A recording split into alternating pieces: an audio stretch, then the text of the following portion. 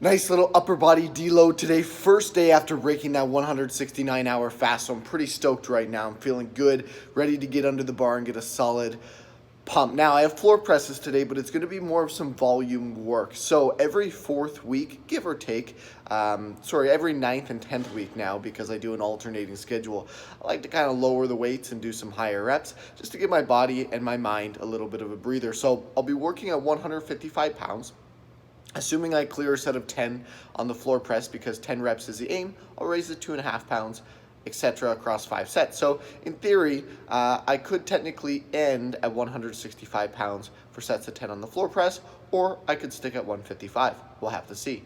Regardless, it'll be a good upper body training session. We'll jump in the shower right after, clean up, and then we got a lot of admin work to tackle today and a sales call later this afternoon. So we got to get busy. And the floor press was a success, felt incredibly light as I imagined it would, because I'm running my floor press numbers in a linear fashion on my top end sets on normal training days, and I have yet to reach failure.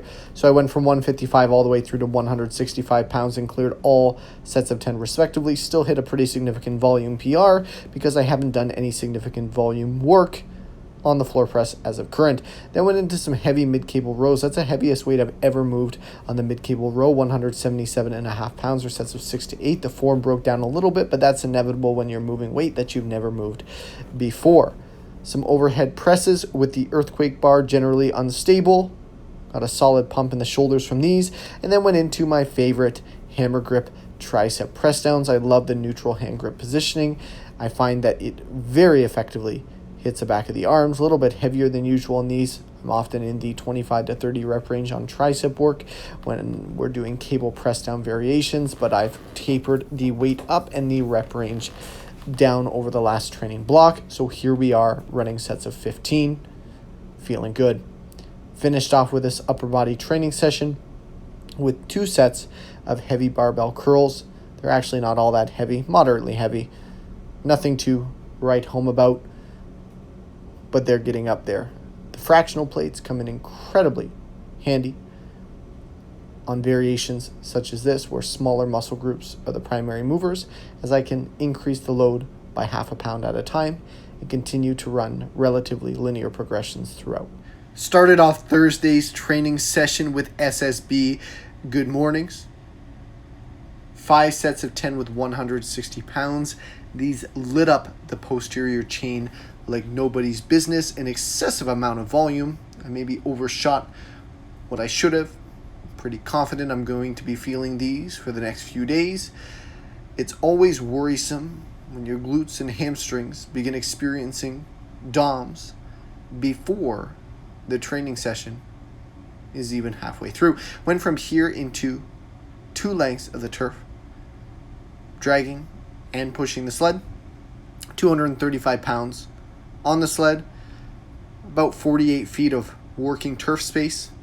Took about 60 seconds to go there and back twice with a moderate walking pace. I wasn't trying to be explosive with this, simply trying to clock time under tension. And then transition from here into the glute ham raise banded swing throughs with the red band. Still not entirely happy with the reality that on these swing throughs, I'm breaking at the hips quite a bit. A byproduct of this is overcoming that band tension, which is anchored off of the chest, more like the sternum area. But it's definitely improving. I'm getting stronger. I just need to really work on ensuring that the hips don't break. Started off Saturday morning with some high volume weighted dip work, but my body weight was exactly the total weight that I required percentage wise, which means that I was technically doing body weight dips today, but a total load 209 pounds, sets of 8 to 12 respectively, cleared all 4 sets for 10 plus. Solid start to the session. Went into some heavier close grip pull downs, 170 pounds for sets of 6 to 8 repetitions.